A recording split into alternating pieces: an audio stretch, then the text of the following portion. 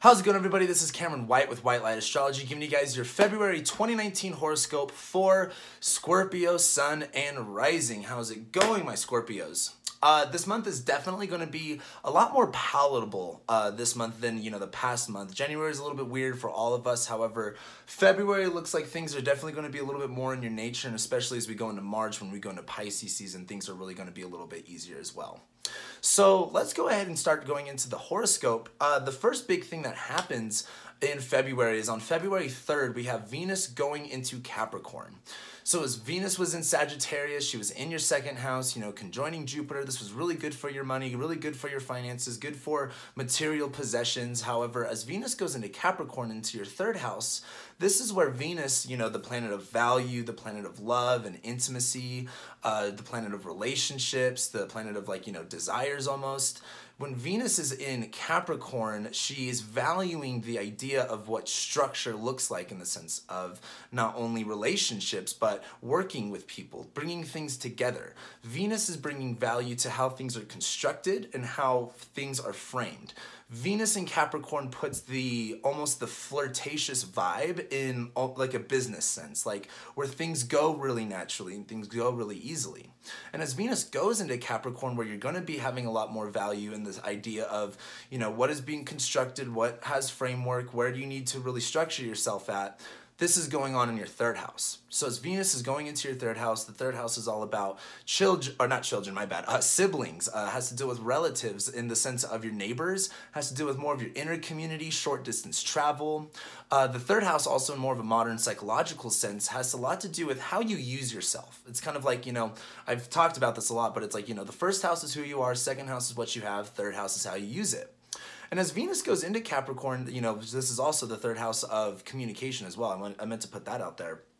As Venus goes into this area, this is bringing a lot of emphasis to where can I bring value with efficiency and effectivity within my communication, within spreading my message, within the short area that you have contact with is a good way to put it. Who can you reach out to in your immediate environment where you can express this, sense of communication? You can have more connection there in the sense of what works, what's efficient, and what's effective. If it comes to dealing with siblings, this is definitely like putting more attention there, putting more value, and trying to just get things in the right way that's going to work. It's kind of like, not everything can be perfect, but as long as Venus is in Capricorn, things are going to be able to have some sort of efficiency or have some type of plan about them.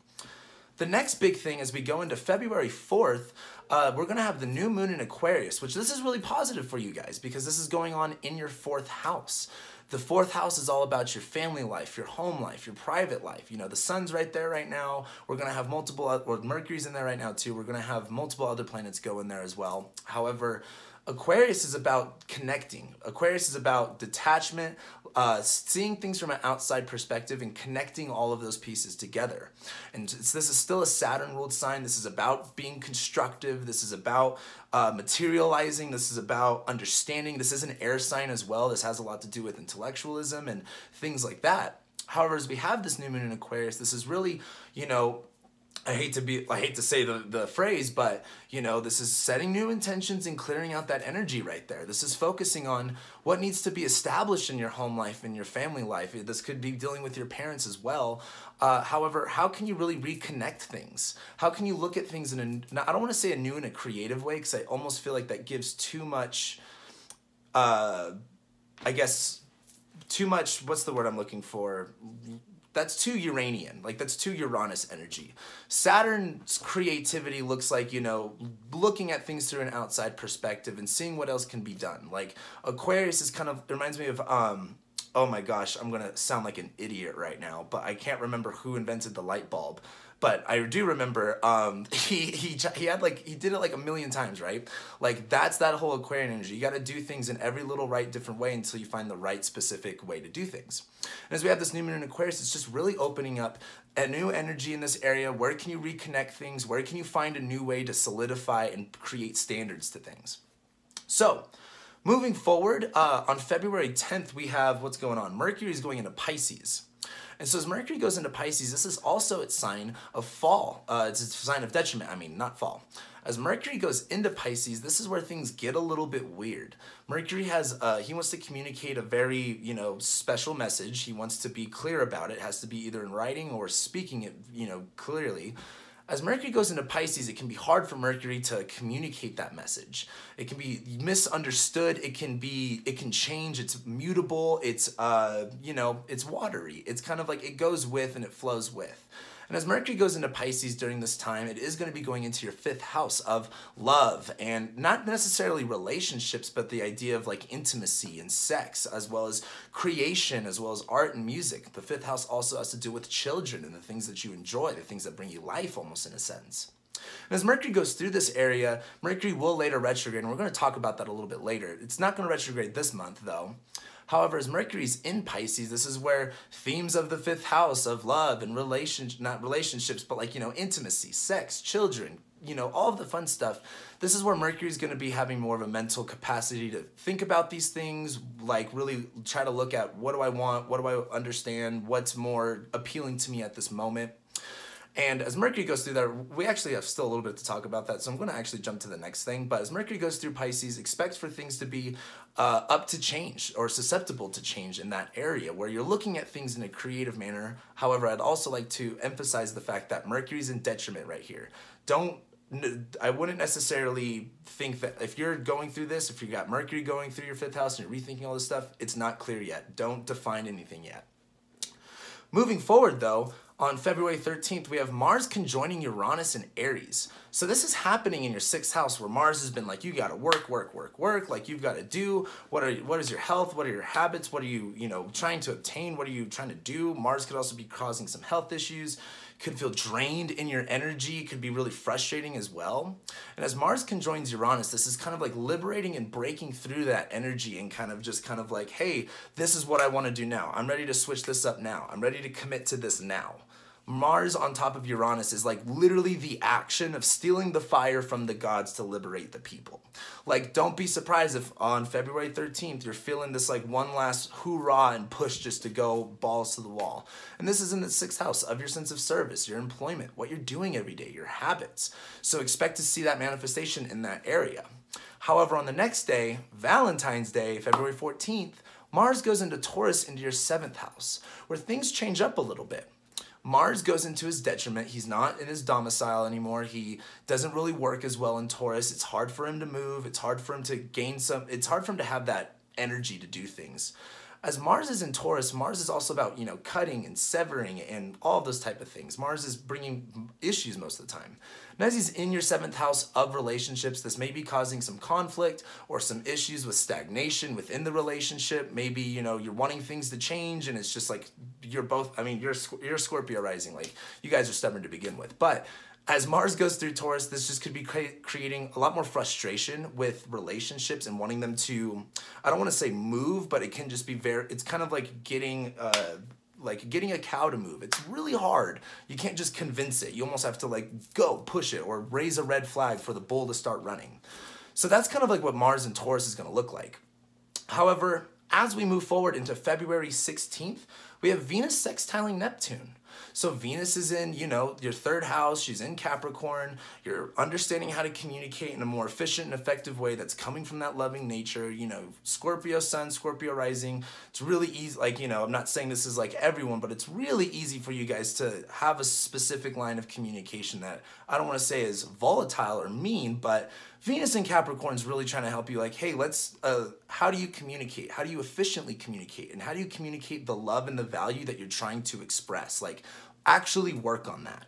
And as it's sextiling Neptune, while Neptune's in Pisces, this is kind of hey, this is actually nice. You're being able to go with the change and flow with it. Venus in Capricorn is really helping Neptune in Pisces figure out what Neptune in Pisces wants in your 5th house.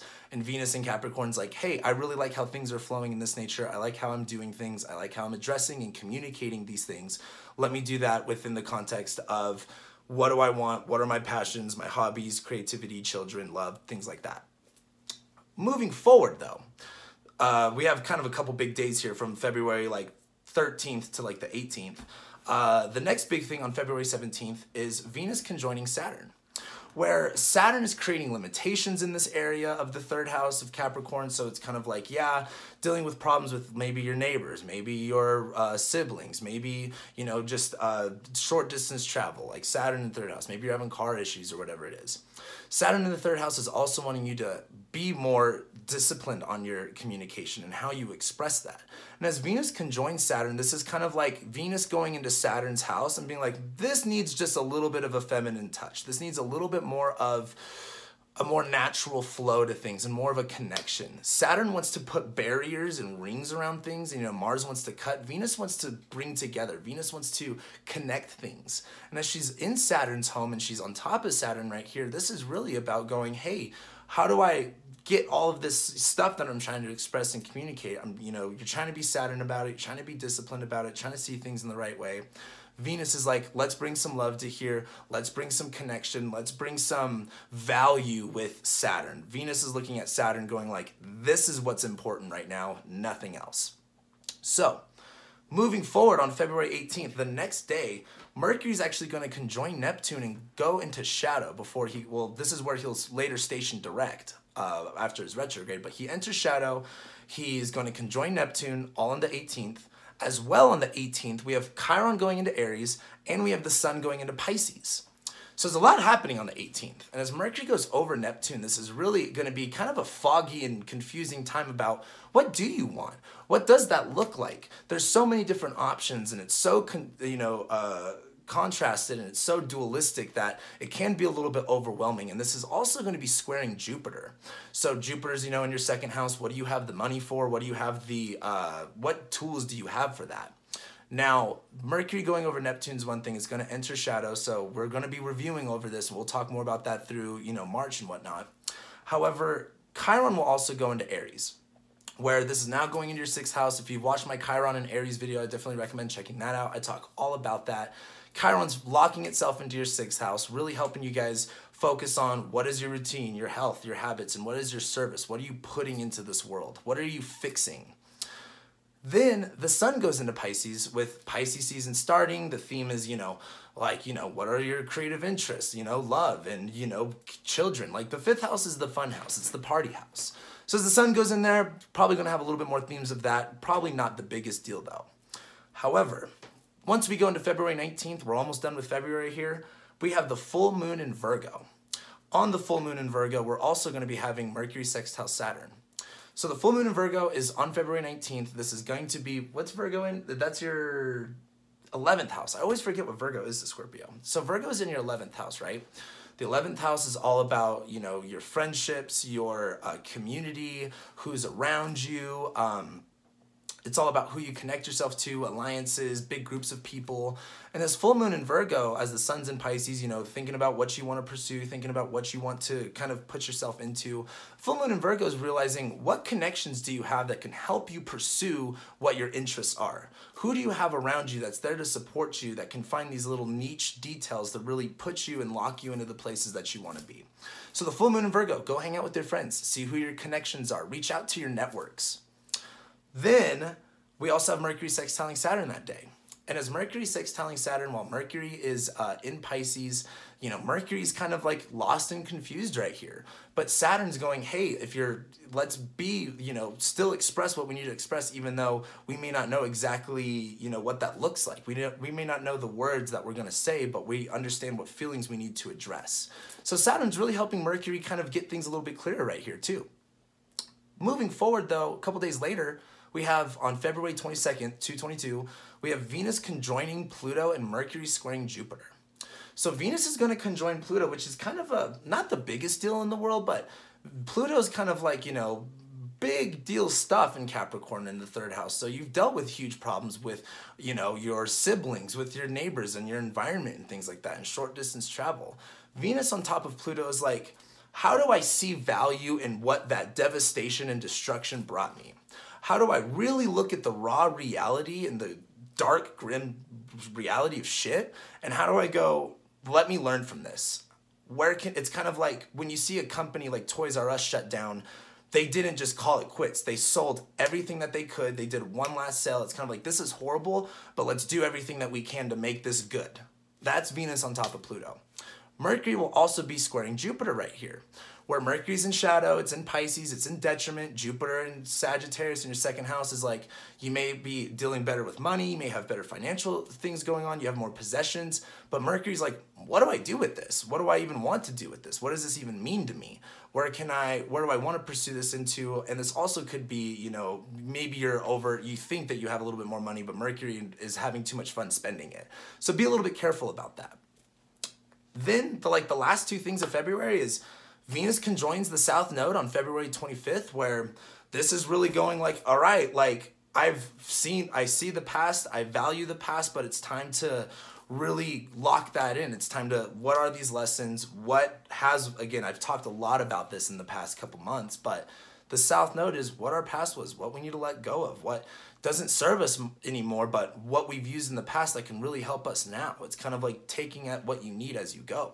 And as Venus goes over the South Node, I think this is really going, okay, if I'm going to address these things in this address these Saturn things in this Venusian way, how can I really look at, you know, past examples? Like, I guess a good example would be, I was watching this story about Atlanta. They're having a really big event going on, some sports event, but they're like, we're not new to sports events. They had the Olympics there one time. And it's like, Venus going over the South Node is like looking back at the past. What plans did they have for that city and the infrastructure of like something like the Olympics? Looking back at that and going, what worked here? What was really efficient here? And I really like that. How am I bringing that into this new? And also looking back at the past and going, this is okay. It's okay to move on. It's okay to move forward. It's okay to let go. It's okay to see the past and not have feeling about it. It's okay to see the past and go, this is what worked and this is what didn't work. This is what it was. It's being very realistic about it. And then February 27th, like basically almost the last day before we go into March, is Mercury sextiles Venus, where Mercury's kind of like on the same page with Venus, where she understands what she wants to express. She understands how to really utilize herself in the best way. She's putting more of that connection in that energy, where Saturn's kind of like building limitations and walls. She's being disciplined about the way that she expresses her value, about the way that she sees value in her immediate area and utilizes it. And Mercury and Mercury on not on top of Neptune, but Mercury in Pisces, even though it can be a little bit lost, is like, this is really helping me get anchored. It's kind of like if you go on a hike on somewhere you don't know and you're by yourself, you're going to leave a little trail to make sure you can go back to where you were. That's kind of like that Mercury sextile Venus. So you can get a little bit lost. You can see the different ideas of what creativity, of what hobbies you want to pursue, of what interests you at this moment. But it's kind of coming back from Venus going, this is what's working for me right now, and this is what I'm valuing. So Mercury's going to be like, I like that. And that's February for you guys. I think it is going to be quite an interesting month. It's not going to be super intense, but time changes. Shit moves on. This is the story right now. So with that being said, thank you guys so much for liking and sharing and commenting and subscribing. I love every single one of you, and I'll be seeing you guys next month.